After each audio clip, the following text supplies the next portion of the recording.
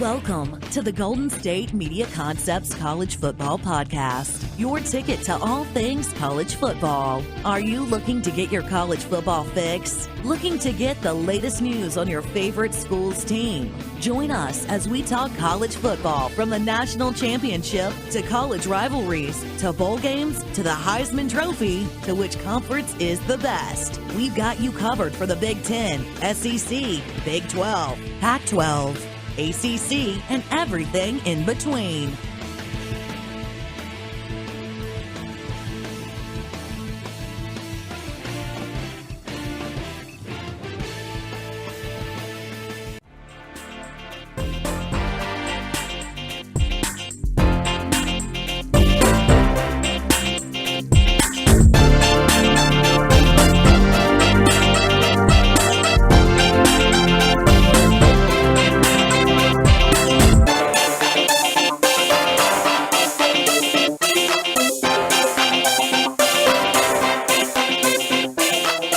What is up? Welcome into the GSMC Football Podcast. It is a Wednesday, and I am Tom Dougherty, which means it is a college football edition of the GSMC Football Podcast, as we are going to be going over the Big Ten and the ACC today on this show. Both of these conferences actually have a bunch of teams. None of them actually have that's the thing with the ACC and the SEC. They don't tell you how many teams are in the conference like the other ones do, even though they're usually wrong. The only one I think that actually is right now is the Pac-12, because I think the Big 12 only has like 8 teams, and the Big 10 has 12 teams, right? Or 14 teams. They both have 14 teams. Dang. This is going to be a packed show today for everybody. Packed show today on the GSMC Football Podcast, as we're doing some college football talk. Obviously, in the Big Ten, the Big Ten has actually gotten back into the good graces of college football. Obviously, with the Ohio State getting Urban Meyer and getting into prominence. Wisconsin undefeated last year, but the problem is with Wisconsin, their schedule is always pretty pedestrian, due to the fact that they're in the weaker division. I mean, the Eastern Division, Ohio State, Michigan State, Penn State, Michigan, Rutgers, Indiana, and Maryland are all pretty weak, but the top 4 are all pretty strong, usually good programs. But then you get outside of Northwestern, Wisconsin, Northwestern, hopefully Nebraska with Scott Frost can turn it around this season. But I mean, 2-7 last year in conference, or 3-6 last year in conference. Overall 4-8, not great. Not great. I mean, Wisconsin was 13-1. Losing that one game was the Big Ten championship game. That was against Ohio State. So it is what it is. As we're going to go through each implications for each team. We're going to start, actually, I know I've been talking about Big Ten. We're going to start with the ACC. Obviously, the ACC, their 2 top teams are not in the same division as we have it on the other side, probably with Penn State and Michigan State and Ohio State all in there.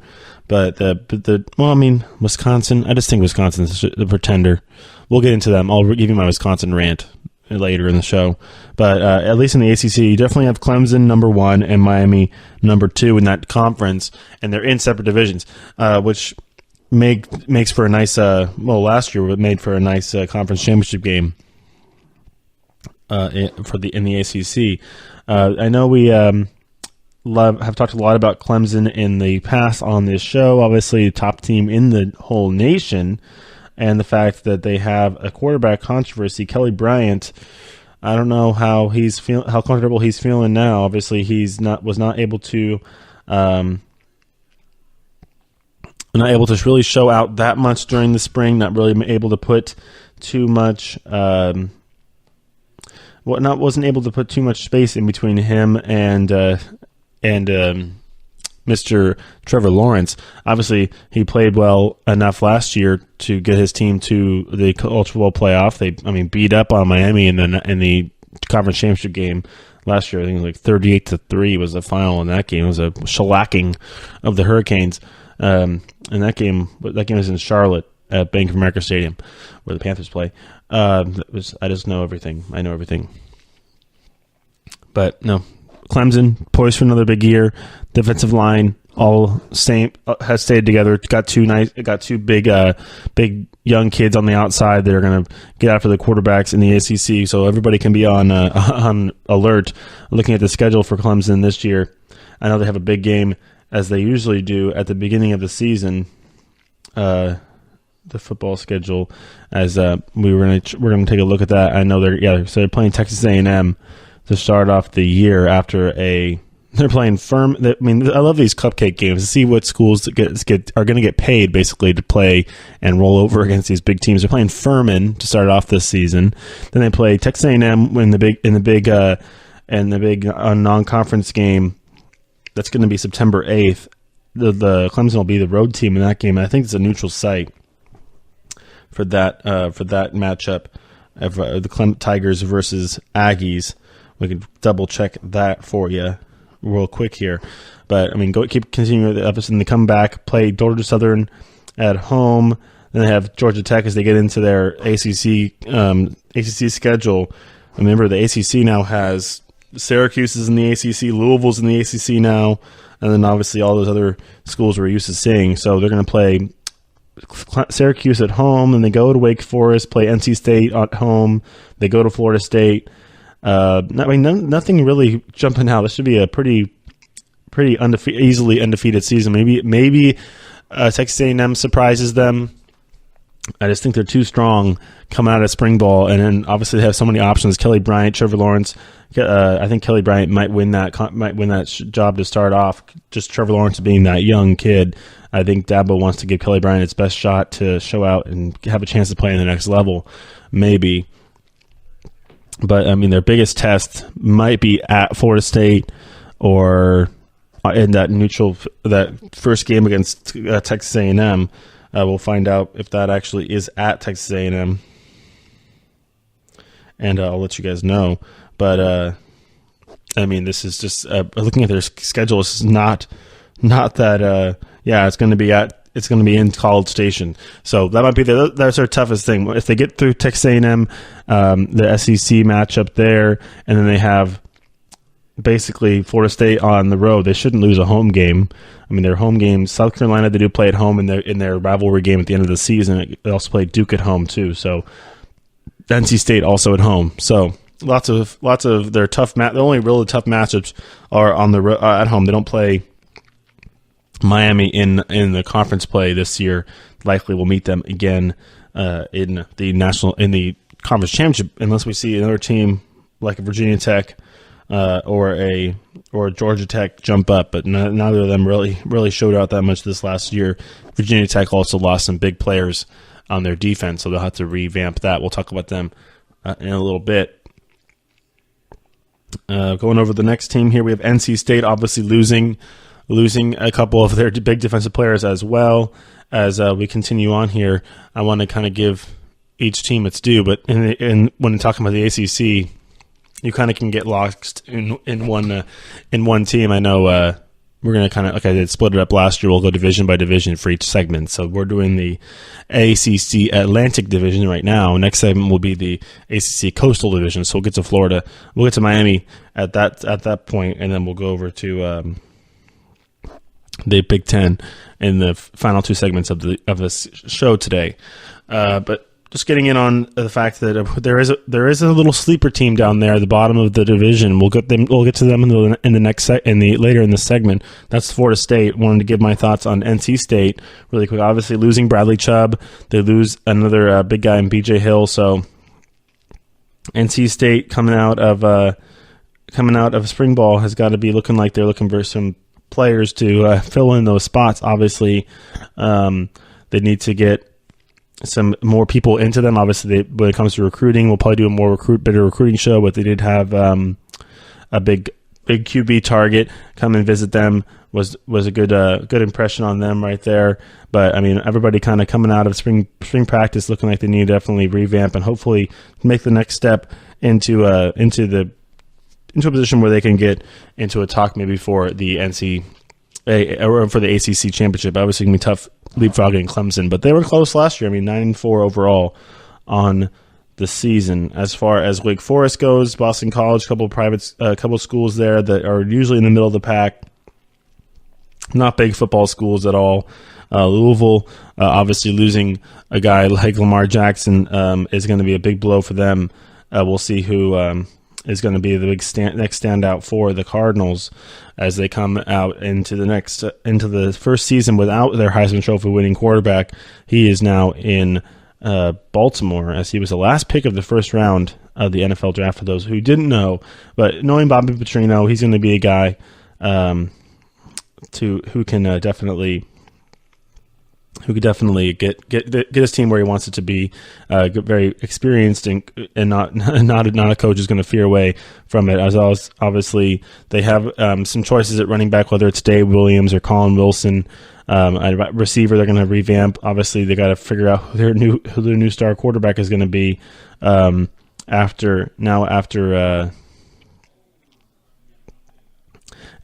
Jackson. As they have to kind of figure out who they want to be the next guy. I know there's definitely been some people who have been thinking about who they want, whether it's Jawan Pass, what a last name for a quarterback, Pass, there you go, or Malik Cunningham, who's a freshman, who's a 4-star recruit from Alabama, and they'll have that continued competition, Jawan Pass and Cunningham. So Pass will have to hold off the younger kid as Pass is that as a redshirt freshman now coming in to be looking for that starting position for the Cardinals. All right, next team, Florida State.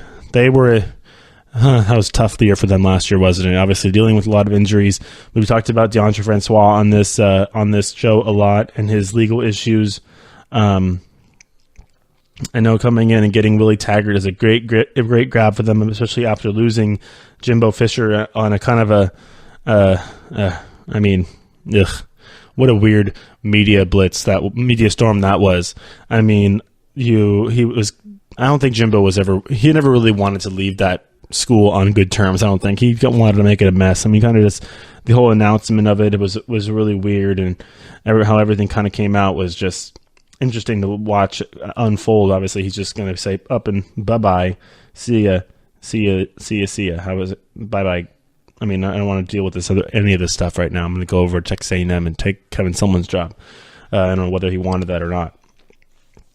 Whether he wanted. I mean, I know that he was going to be they said he was always going to be the successor for Bobby Bowden, but I mean, now they got Willie Taggart, and they got to go from there. Got to figure out if DeAndre Francois can stay in the good graces of the law. I know he had there was a bunch of issues regarding marijuana possession and some other drug stuff. They had a sting on him with the police and such. So, I mean, they definitely need to figure out what they're going to do with him. They have Blackman, who's also a very good quarterback, that they figure out their defensive line with DeMarcus Christmas kind of leading that also, and they need to figure out what the recruiting class is going to look like for next year, as there are definitely some needs to figure out. Obviously, 2018 was salvaged by Willie Taggart because of the fact that he's a good recruiter and knows what he's doing. Obviously, coming in after having a bunch of guys thinking they're going to get coached by coach. Man, that's the thing about recruiting is that players get promised certain things. They think they're going to go play for a certain coach. The coach leaves like, oh, what happened? What about me? Like I get left just on the wayside here, kind of going along, and now looking for something that I wasn't expecting to have to do. Obviously, I think I'm going to Florida State, but now I got a new coach. Obviously, I think if you were committed to Florida State already with Jimbo, you probably would be just fine going and staying with Willie Taggart. He's going to have to look for next year. He's likely going to have to look for a new D end. Obviously, Christmas is probably going to be gone. He's going to get some offense. Obviously, you want to revamp your offensive line, and then at quarterback and linebacker, you're going to have to figure out, because obviously that's always a revolving door there. All right, as we come to the end of this segment, I know Syracuse is on there. Syracuse football, they did make a little made some noise last year. I think they didn't have a big upset last year. They beat somebody. I forgot who it was. They beat somebody last year, but they definitely will have to figure out how to get back in the good graces of college football. Obviously, a historic power. Obviously, back in the old days with Jim Brown, but they gotta get figured. Maybe they could do some Renaissance work there with the Orange, with now kind of a basketball school as we know them as that. All right. Though in this segment, we'll come back with the Coastal Division in the ACC before we head over to the Midwest and go over the Big Ten. So we'll do that in just a moment after these messages.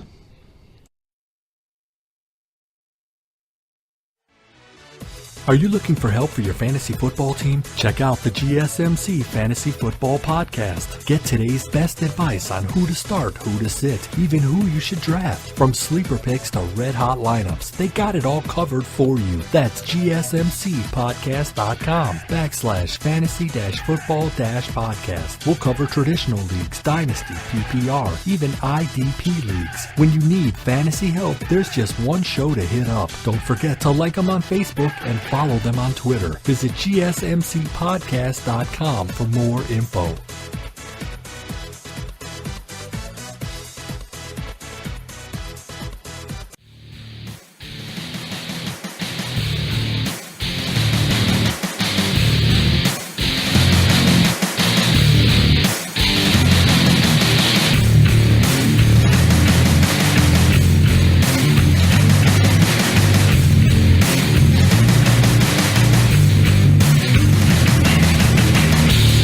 All right, welcome back, GSMC Football Podcast. We're doing some college football news today, a college football edition with yours truly, Tom Dougherty. Miami is next up on our chopping block of teams to go over for today's show as we work through the ACC. In this segment, we're going over the Coastal Division, which is Miami, Virginia Tech, Georgia Tech, Pittsburgh, Virginia, Duke, and North Carolina. What a basketball talent that is. ACC, I mean, they've always been known as a basketball conference until it was Clemson who came and busted it up. Obviously, you had Jameis Winston at Florida State with Jimbo winning the national championship a few years ago, but it's always been basketball. I mean, you got mixed in there. You obviously got you in North Carolina. Virginia's been a number one school until they get beat by a 16 seed this year. Duke's in there. Pittsburgh's always had a good little program. Louisville has had a good program. Even Florida State has had a nice program. Syracuse, I mean, just looking all up and down. NC State over the years, but Miami have some Malik Rozier had a nice little season last year. Everybody thought they were a year early, actually, with their success. Obviously, the whole turnover chain definitely took the nation by storm with the fact that this is a big bling chain. Everybody was wearing it. It became a very national story. But it looks like that Rozier will be back this year under center for the Hurricanes, as he is that transfer who's came over. He's going to be a redshirt senior in 2018, so he's going to have he will have one more season after if he decides to take it instead of going into the NFL. But it's going to be a big deal as they will be having a couple milestones for him this season. I know that it's been reported. Obviously, the next pass he throws is going to be a record completions of the year for his UM career. Obviously, him graduating this year is nice. I mean, he can still take classes if he wants to, but he'll be graduating this year, even though he's still playing football, and likely will be for this season, maybe even the next season. Coming out of spring, obviously a good little spring thing for Mark Richt and his Hurricanes, but looking like they just fell a little bit short last year after coming off with 3 straight losses to finish the season, looking to bounce right back this season and get into the good graces. Obviously, going into this offense. Off season for a short little bit before the summertime, and to get right back into the groove of the NFL.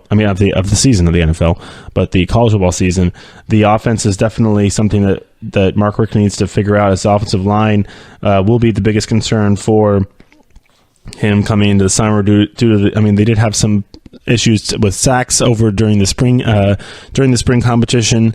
The offensive line was a bit porous. Obviously, they haven't had the ability to perform on a high level due to the fact, the thing is, it all comes down to the guys. Obviously, you have as many skill players as you want, obviously. As many skill players as you want. It's going to come down to the guys in the trenches. I think your D-line and your O-line, college football, it makes or breaks you. And looks like the guys that they have right now on the offensive line, Jared Jones and Hayden Mahoney, who need to kind of get their stuff figured out there at the guard position. And then they figure out who they're going to be for who their center is going to be. They have some transfers coming in as well for the offensive line. So as they figure out what they're going to go, obviously a quarterback, Malik Rozier, was in the clear lead for the starting position. Obviously have a couple other guys, Nkosi Perry and Jaron Williams are guys that could give Rozier a run for his money coming into the second. Well, there's spring football camp, but then obviously there's a preseason camp, summer preseason camp, so we'll call it that. So don't rule out him, as they have some. Definitely, Malik Rozier isn't completely locked up. At running back, obviously they have an unquestioned starter there in Travis Homer. Was very good last year, and we're looking to come back and have another solid season for the Hurricanes down there in Coral Gables. And then also they have another guy, a 5-star prospect, Lorenzo Lingard, who could be a big guy for this offensive. He's got pretty nice speed on the outside there. All right, next up, Virginia Tech. Obviously, they had a nice little showing off during the draft, I think. Was it Terrell Edmonds? Was it the Edmonds brothers who went to Virginia Tech? Yeah, so the Virginia Tech had lost. They do lose two big players on their defense, Terrell Edmonds and his brother Tremaine, as they both go in the first round of the draft last week. So they'll have to figure out how to replace them. Obviously, when it comes to the offense, there's never really been a big team to think about their offensive prowess. But when it comes to Justin Fuente, he can figure it out for him. Definitely a young coach, definitely a guy who can figure out the offensive. Is definitely a good little modern mind in the NFL. He's one of the younger coaches, only 41 years old. But he's still a very, very highly touted coach, as he was the guy who came and replaced Coach Farmer over there in Virginia Tech. So looking like that they can definitely figure out. Obviously, they can get up into that top 25. We talked about them in the top 25 show actually last week, because they are up there in many preseason top 25s after coming out of the spring, losing those guys to the draft. But for a lot of players, CBS has them 14th, Sporting News has them 17th, as they look to get that offense. I think the more with Justin Fuente, I think it's the big deal is the fact that they're going to get him in there for another season, and the longer he's with that program and getting his own recruits in there, the better. And they're going to see a lot of success out of Virginia Tech. So gotta like that if you are a Tech fan over there in Blacksburg, right? They play in Blacksburg. I'm right. Yes, I'm right. I know everything. I told you guys. I know everything. They play in Blacksburg at Lane Stadium in Blacksburg, Virginia. You gotta like that. If you are a Hokies fan and you're in hope that your team can get into the higher ranks of the SEC, ACC. They finished right below Miami last year. But it was 9-4, losing 3 games in their conference last year. Let's look at their schedule coming into this season, as they're going to start their first game of the year is going to be at Florida State at Campbell Stadium. It's going to be a big one for them. Then they go and play William and Mary. Then they play Eastern Carolina, a couple cupcake games before they get back to Duke. They play at Duke, and they're going to play against Notre Dame at home. It's going to be one of the games Notre Dame schedules against them. So they're going to have Notre Dame coming in to play at home, and they go to UNC, host Georgia Tech, host Boston College, and then go to Pitt. So no Clemson, no Miami on that schedule, no Florida. Well, they play Florida State to start off the season, so that'll be a big test for them. That'll probably tell you right there how poised they are for a run this season. If they can get by Florida State in Tallahassee, it would be a nice win for them, for the Hokies there. All right, next up, we're going to go over a couple of other schools that might not be your favorites to talk about, but we have Georgia Tech is next. they are going to be, I don't know. Georgia Tech is they're always that. They're just the school that I know that Calvin Johnson went to Georgia Tech. But we'll see if they can get back into the prowess that they had when they had Calvin Johnson. Obviously, they got to play. They're looking at their schedule. They got a couple of good games to play at South Florida to start off the season and non-conference, and they're going to go to Pittsburgh. They host Clemson. That'll be a tough one. They host Bowling Green. They have to go to Louisville, hosting Duke. They go to Virginia Tech, like I just said when I went over the VT schedule. Then they have to. So I mean, look at that tough tiddly right there. You got Virginia Tech doesn't play Miami or Clemson. Georgia Tech plays both. They got to play at home against Clemson, and then also they're going to host Florida, Miami as well. So I mean, they don't play the Seminoles, but they got to play. They're going to host. They don't have to go anywhere really that big, other than they're going to go to Louisville. But they're going to host Clemson, and they're going to host Florida. I mean, I keep saying Florida. It's Miami, Florida, Miami Hurricanes. They do have to go to Virginia Tech, and then they have to go to Georgia. Obviously, they play Georgia every year in that interstate battle. They're going to go to Athens and play the Bulldogs at Georgia. So it'll be interesting go at it for the Yellow Jackets there. All right, next up, Pittsburgh.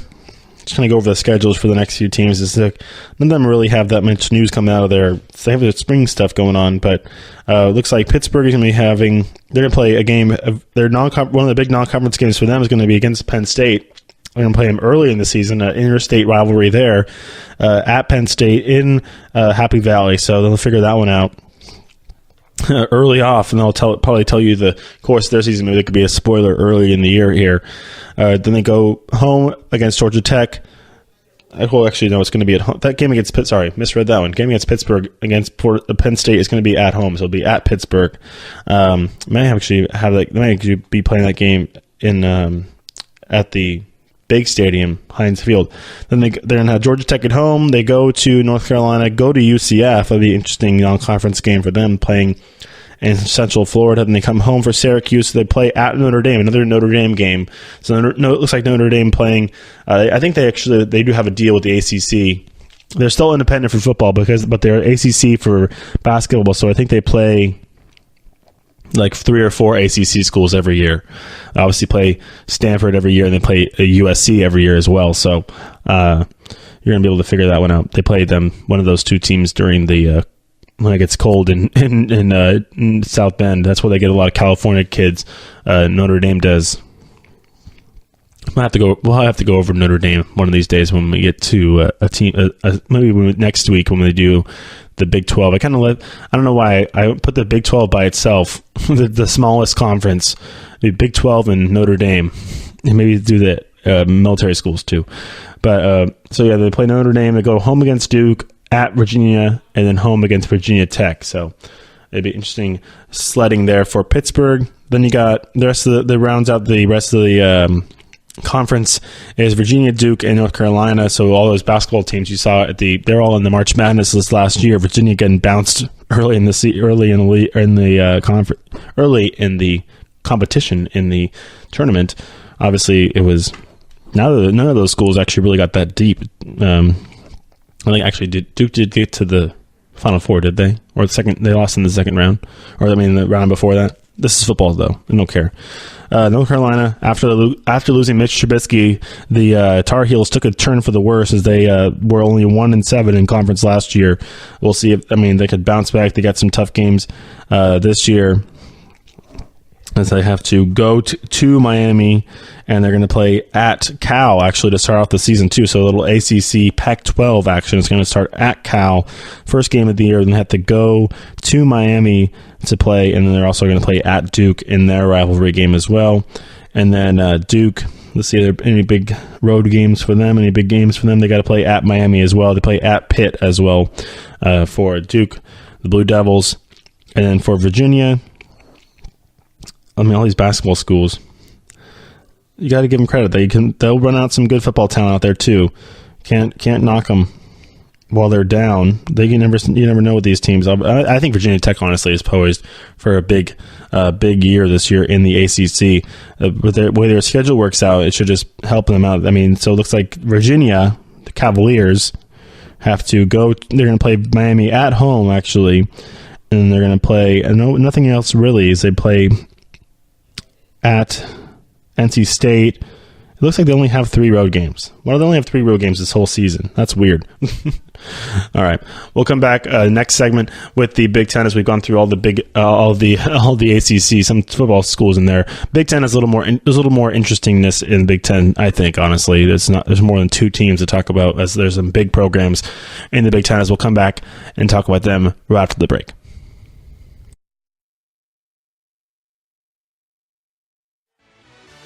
Check out the show that's built on the MMA. From the UFC to extreme cage fighting, they got the fights covered. Check out the GSMC MMA Podcast. Get the latest news on past or upcoming fights. Join us as we talk to and about some of the biggest names in the MMA, past, present, and future. When it's the fight game, there's just one show to check out. GSMCpodcast.com/MMA-podcast. Don't forget to like them on Facebook and follow them on Twitter. Visit GSMCpodcast.com for more info.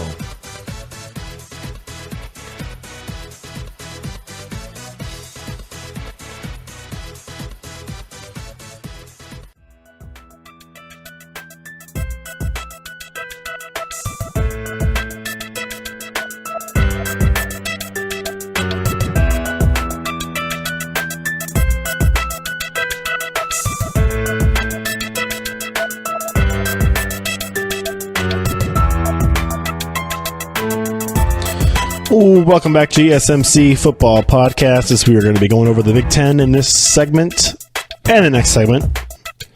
We'll start with the Big Ten Eastern Division, the more juicy division, to start off this third segment of the show today. Ohio State looking to get back to the Big Ten Championship. I didn't realize they won a Big Ten championship in 2014, and then they actually did not win till this year, last year, 2017. It was Penn State the year before, and then Michigan State the year before that, who actually were able to get in front of Ohio State in the standings and win that conference. As the Big Ten East has won now at least 4 in a row since I've checked back till 14, probably before that as well. I bet you they probably won in 2013 as well. I can give you, when was the last time Wisconsin won the Big Ten? Basically, because that's just the difference between the Big Ten East and the Big Ten West, is that you have Wisconsin in one and you have all the other teams in the other one. Oh, Michigan State. Oh, that's before they actually they let Michigan State and Ohio State play in the Big Ten championship in 2013. There wasn't even by division. So I don't know how they actually got to that point. They're both in the same division, but whatever. That's just, I guess they didn't even do it like that, where they moved Michigan State over. They remade the divisions, I guess. So yeah, that's what they did when they recalibrated the conference. They remade the divisions. Remember, Nebraska, it used to be Michigan State, Iowa, Nebraska, Minnesota, Michigan, and Northwestern, Ohio State, Wisconsin, Penn State, Indiana, Illinois, and Purdue. Now, that's where they changed the divisions, and they changed it to East and West after that. So, yeah, that's why. The Big Ten West is yet to win a division. So it used to be the leaders and the legends divisions. Now it's the Eastern and Western divisions. Honestly, I liked it the way it was before. You had more even. You had Michigan and Michigan State in one division. And you had Ohio State and Penn State in the other one. What's wrong with that? That's weird. All right. Well, Michigan State was they finished in second last year. We'll go over them really quick after I do go over Ohio State for 1 second. Looking at their schedule this year, as they were going to have a game against. They call them. They're actually one of them was a conference game. One of them was against a Pac-12 school, but they're both very weak schools. Ohio State and then Rutgers, both of them at home. And then they're going to go to Arlington and play TCU in a big game there in, I think it's going to be, is that game going to be at Cowboy Stadium, looks like. Then they're going to come home again, play Tulane. They're going to go at Penn State. Yeah, the game against TCU is in Cowboy Stadium, mind you, September 15th. They're going to play Penn State at home, in Penn State, sorry, at Penn State, home against Indiana, then in Minnesota. They're going to go at Purdue, home against Nebraska, and they're going to be at Michigan State, at Maryland, and then home for the big game against Michigan. So no traveling to the big house this year, but they will have to go to East Lansing and play the Spartans a couple weeks before that one. So it's going to be a little test. They're going to have two tough road games for Ohio State this year at Penn State and at Michigan State as they try and figure out who their new quarterback's going to be. Still, I think JT Barrett's the Ohio State quarterback competition is still going to be going on until until the season starts, probably through the beginning of the season. Obviously, they have a couple of different guys. Joe Burrow is leaving Ohio State, though, as he's going to try and see where he's going to go. I know LSU is looking at him, as so is Florida. So, and all these, we're coming into these looking like we're going into these becoming free agents, these quarterbacks now. But definitely have to think about they're going to have a couple guys to be the next JT Barrett. I don't know. Obviously, they have a competition. I thought Burrow was going to be a front runner, but he's no longer thinking he's going to have a chance. Obviously, they have Dwayne Haskins, who is looking like the front runner. Also, Tate Martell is in there as well. So, obviously, I think it's going to be Haskins looking like he could be a guy, but Burrow is going to be going elsewhere. As he did not, I don't know why, but he's deciding to go to another school. He's maybe feeling like he wasn't going to get the start. Obviously, there's Tate Martell, another guy by the name of Reed Worstel too. So you got a decision to make there for Coach Meyer. All right, enough about Ohio State. On to the next school is going to be Michigan State, as they actually finished last year after a very bad 2016. They came back and had a nice 2017, 7-2 in conference. We're battling it out at the end of the season there to try and get into that championship game. But as far as their schedule, they're going to start at home against Utah State. They're going to go at Arizona State, another Big Ten Pac-12 matchup. They're going to have another Big Ten game at Indiana. They're going to come home for Central Michigan, then Northwestern. They have to go at Penn State. They're going to play Michigan in the big interstate battle at home, so that's a good one for them to try and steal a win against Michigan. It'll be a tough one at Penn State. Penn State's going to host Ohio State and Michigan State this year. Got to be good. That's good for the Nittany Lions there. As Michigan State will be playing at home against Michigan, home against Purdue. They go play at Maryland, which would be an easy win even on the road. They're going to play at home against Ohio State. And the big game, I think the biggest game, one of the bigger games this year is going to be at the end of the season. Michigan State is going to go to Lincoln and play at Nebraska. We'll see. That'll bite. I mean, who knows? It could be a bad game out of the end of the year, depending on how Scott Frost does in his first season at Nebraska. We'll get to them in the next segment, but that could be a big game for both those teams, as they both are going to become probably, I bet you, on the outside looking in to the first place spot in their divisions. You never know. Nebraska could give Wisconsin a run for their money early in the year as well, but I think that those two, that's going to be a big game, November 17th there. It's going to be in Lincoln, Michigan State and Nebraska, and then Michigan State will finish their season off with a bit of an easy one against Rutgers. So yeah, that'll be interesting how that works out for the Red Knights. Is that what they're called? The Knights. I know that at Rutgers. All right, Michigan State done. Penn State. Trace McSorley is coming back. No Saquon Barkley. Their schedule, like I said, they're going to be hosting a couple big schools. They're going to be hosting. They're going to host Ohio State, they're going to host Michigan, and they're going to host Wisconsin.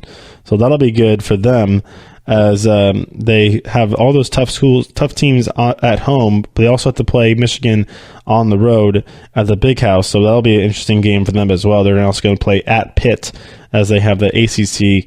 They have the ACC matchup this year. ACC Big Ten matchup. We talked about Pitt in the last segment. They're going to finish at Rutgers versus Maryland, so a little bit of an easy one there at the end of the year. A couple easy ones as those teams are both down a bit this season. As far as with Penn State, I mean, the running back situation, obviously they have good recruits. James Franklin's a great recruiter, and obviously having to replace Saquon Barkley is not an easy task at all. But having Saquon go to the NFL is a nice little sentiment for them. But having to get back and get back to Saquon's level is going to be tough. Obviously, they're trying to redo that through recruiting. They did recruit a 5-star guy during this season. They did Ricky Slade. They got him in the 5-star. He's just going to bring his skills to Penn State. We'll see if he's going to play at all as a freshman. But there'll be more about that as we go along here with this podcast, in the college football podcast, that is, throughout the rest of this season, this off season at least. To the next team here, as we went through Penn State's, we went through their schedule briefly, but as we roll along here, I want to get a couple more teams in this segment as we're going to go to Michigan. Jim Harbaugh is going to get Shea Patterson from Mississippi Ole Miss. They allowed him to play in his first season. He's not going to have to sit out a season at all. He's going to play right away. It looks like he might even get in there and win the job. Bolton Spate has transferred. He's out of town, so obviously the season's going to start off with a bang right away. They're going to play at Notre Dame, first game of the year in South Bend. At Notre Dame Stadium there, so it'll be a big test. It'll be a crazy game, as that's going to be a fun one to watch on NBC. It'll be the Wolverines against the Fighting Irish. Historic rivalry for those two teams, as they'll be starting out the season there. It'll be kind of a big statement game for both teams if they can get the win. And then they'll have a couple easier ones. They're going to play they're going to play at home against Western Michigan. They're going to play at home against SMU. Then they're going to start off the Big Ten schedule with a home game against Nebraska. So it'll be a fun one. It'll be Scott Frost in his first trip to the Big House against Jim Harbaugh. So it'll be a couple of good coaches there. They're going to go to Northwestern, not very far. I mean, you think about where Northwestern is. It's right along the water in Evanston, right over across the water. They're going to host Maryland. They're going to host Wisconsin. So after that trip to Evanston, they have to travel. They're going to play the big game. I talked about it when we talked about Michigan State. That game's going to be in East Lansing. So a big one for the big road game there for the Wolverines. They're going to have Penn State at home. So that's the one thing. Penn State does have to go to Michigan and play that one. We talked about that. All their other big games for especially for the ones in their division, Ohio State and Michigan State, they're going to be hosting those two games. They're also going to be hosting Wisconsin too. So Penn State, just because the fact they're playing them is a big deal. The home playing them at home just makes it a tad bit easier. Not automatic win whatsoever. Any of those games, honestly. They're going to go at Rutgers versus Indiana at home, and then they're going to have at Ohio State. This is Michigan. That is. As they vie to try and get back into that Big Ten championship game down in Indianapolis. It's going to be a tough sledding, though, for the Wolverines, as they're going to have to figure out if they can get a quarterback to play for them well. Jim Harbaugh, being back in Michigan, is yet to develop a quarterback. He's no Andrew Luck yet at Michigan like he had at Stanford. All right. As we come to the end of this segment here, there's a couple more teams to talk about. Obviously, they're all kind of in the bottom of the barrel of this division. Rutgers, Indiana, and Maryland, all that kind of I don't want to call them doormats, but these are going to be the teams that could stun some people. Could be a surprising teams for the big schools to have to. I mean, they can't just roll over. They're not going to roll over. They all have athletes that want to play and are going to try and give it their best to knock off a big school, and that's what you want to do, especially when you have a chance to do it at your home field. So a lot of these teams are going to be facing the big schools at the end of their runs. So as far as Rutgers, it's Scarlet Knights. I knew it. Rutgers Scarlet Knights. So yeah, they're going to play Penn State at home, and they're going to play Michigan at home too. So a couple that's at the end of the year. They're also going to play at Ohio State. That's Rutgers at the beginning of the year too. So a couple, they're going to end cap their season. So they play. Look at that. It's talk about a stretch right there for Rutgers football. They're going to play within the 3 weeks span. You're going to play Wisconsin, Michigan, and Penn State. One game is going to be on the road in Madison, but the other two are going to be in at home. But it's still that's a stretch right there for the or the Scarlet Knights for Rutgers, and then obviously you have Indiana and Maryland who are kind of trucking along there. A couple I would call them basketball schools, honestly. Even though so is Michigan, and so is Michigan State, and so is Ohio State. It's just, you got to give it up to those programs and those schools for being able to have such impressive programs for both sports. All right, we'll come back with the final segment of today with the Western Division in the Big Ten. Wisconsin has a big test. We'll see if they can go undefeated yet again and get into that Big Ten championship game with a chance to maybe sneak into the college football playoff. We'll see if Alex Warneyberg can do it. We'll talk about that when we come back.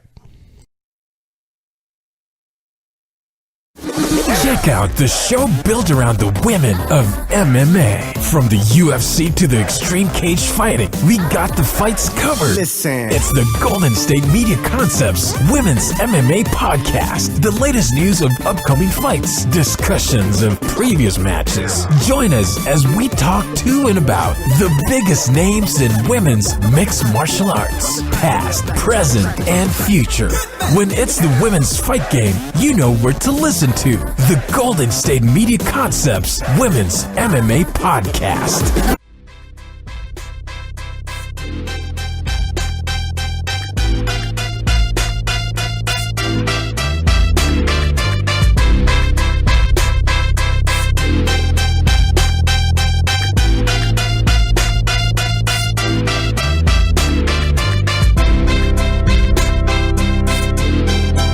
All right, welcome back. GSMC Football Podcast.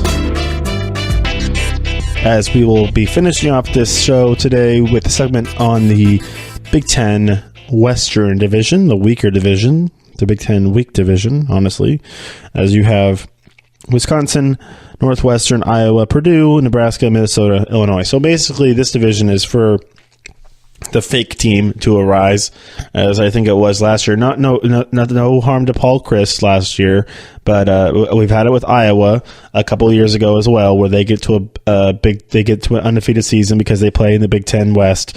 And we're looking at Wisconsin's schedule for this year. They do have to go to the only big road games they're going to have this year.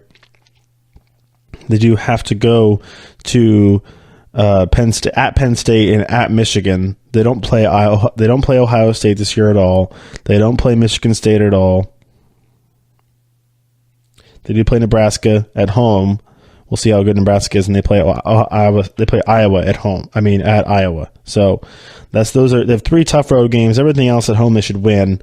Honestly, I think that Michigan game they should win on the road as well. Penn State, that'll be tough. That might be their snafu this season, where they will trip up there at University Park. But another year where Paul Chryst could get a team to an undefeated season and take them into the Big Ten championship game without a loss, and then run up against Ohio State or Michigan State or something and get beaten.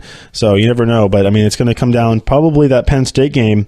Honestly, it's going to come down and decide both of their fates. If Penn State gets the win, they might push into the lead in the Big Ten East. And the Wisconsin could drop. And honestly, the big wild card team in this division.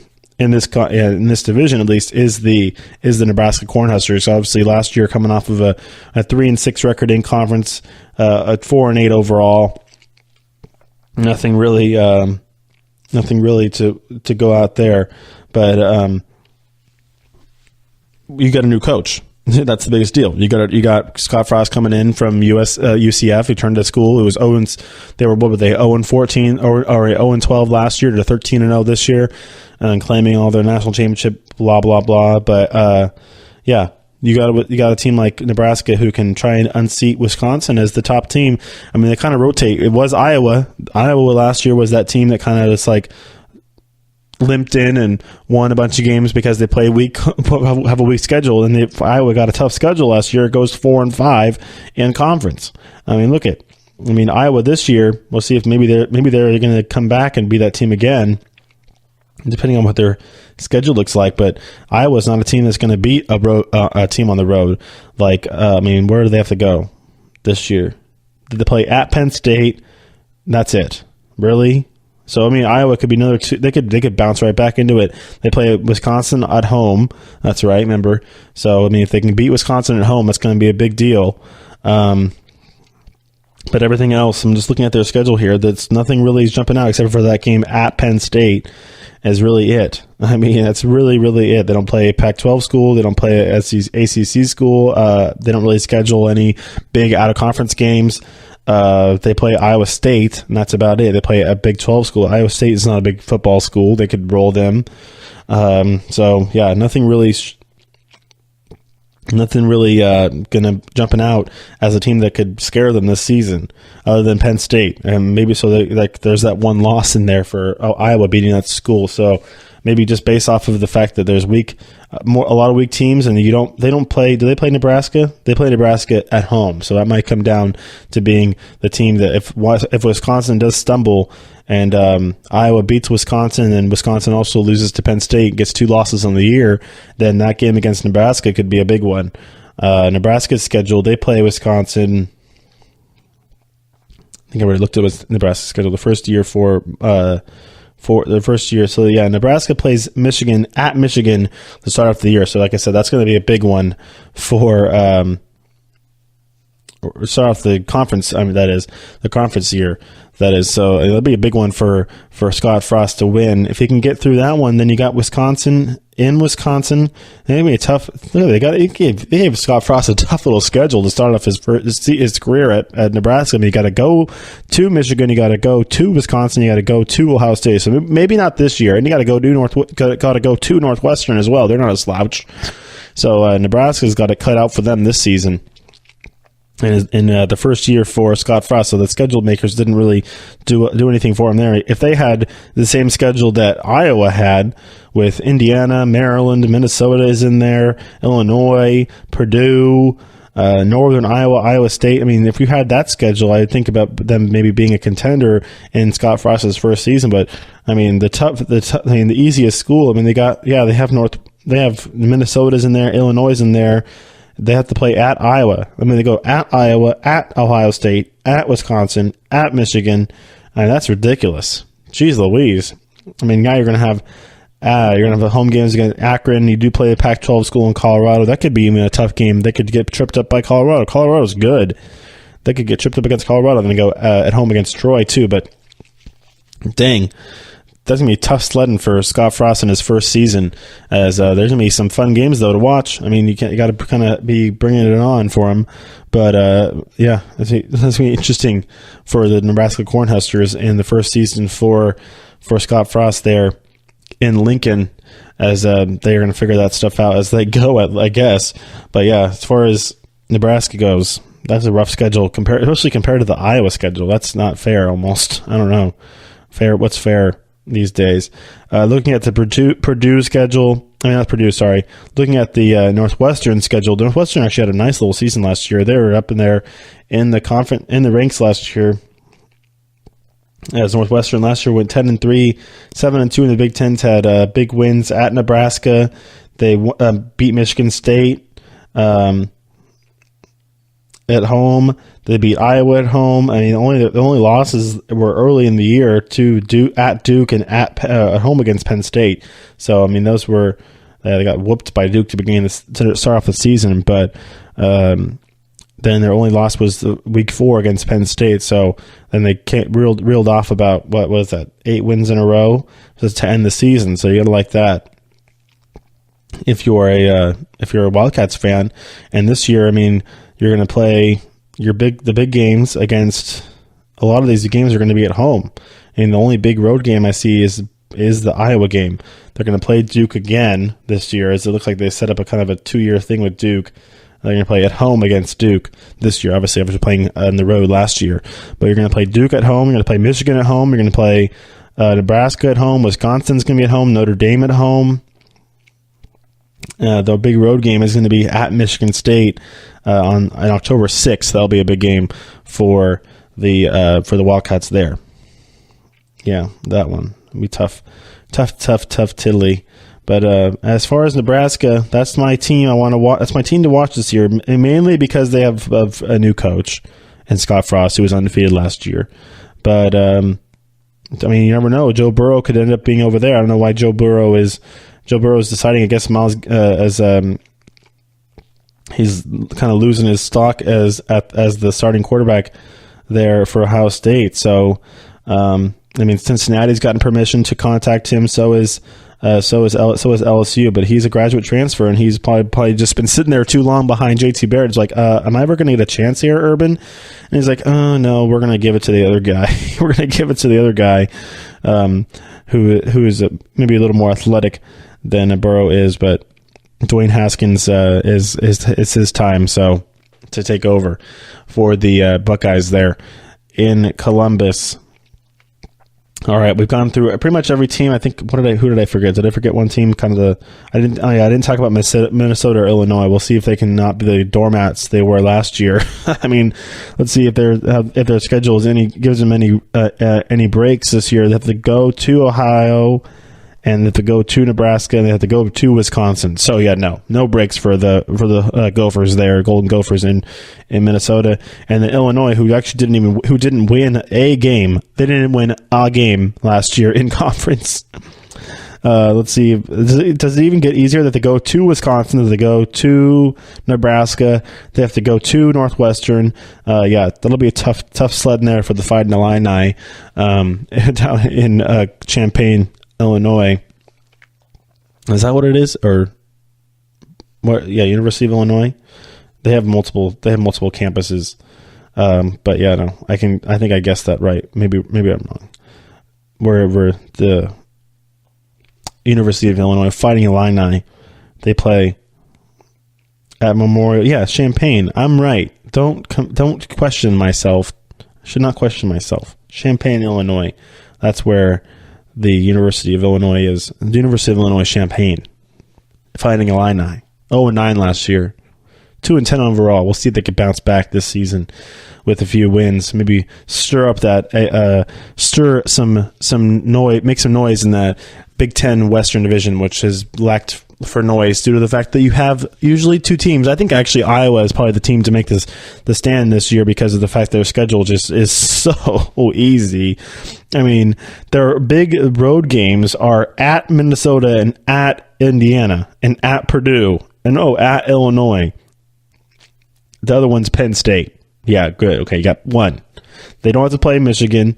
They don't even play Michigan State. They don't play Michigan State, Michigan, or Ohio State. They play one of the big schools from the other division, and that's Penn State. You got teams like poor Nebraska in their first season with a new coach having to play all three of those teams. I mean, it's just ridiculous. How unbalanced the scheduling is and how volatile it is. I mean, you got Northwestern has to play.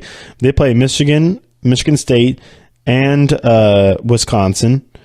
They don't play Ohio State, but they still play all those other two. They play 3 of the 4. Do they play Penn State? No, they don't play Penn State. So they play 2 out of the 4 of the big guys in the other conference.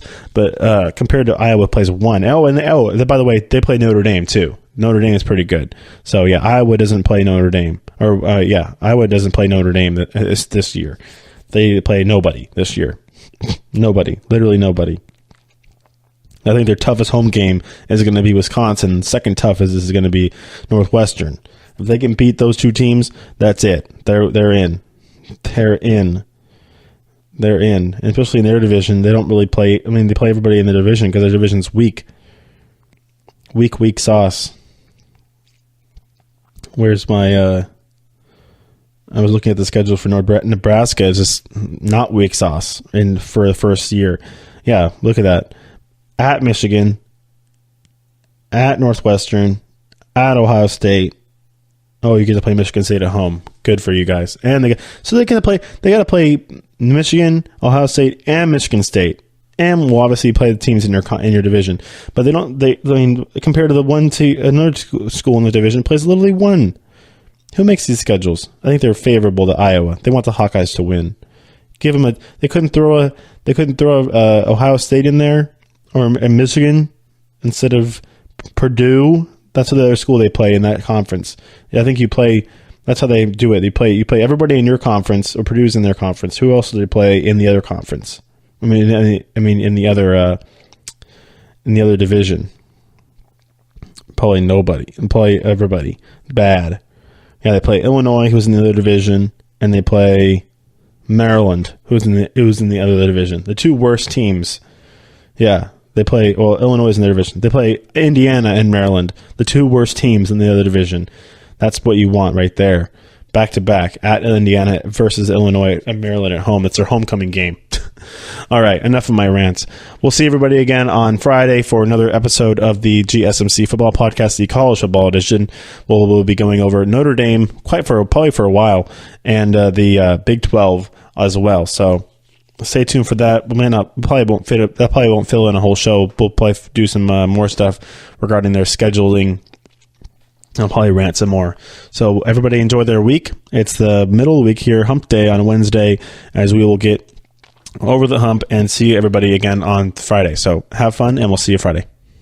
You've been listening to the Golden State Media Concepts Football Podcast, part of the Golden State Media Concepts Podcast Network. You can find this show and others like it at www.gsmcpodcast.com. Download our podcast on iTunes, Stitcher, SoundCloud, and Google Play. Just type in GSMC to find all the shows from the Golden State Media Concepts Podcast Network, from movies to music, from sports to entertainment, and even weird news. You can also follow us on Twitter and on Facebook. Thank you, and we hope you have enjoyed today's program.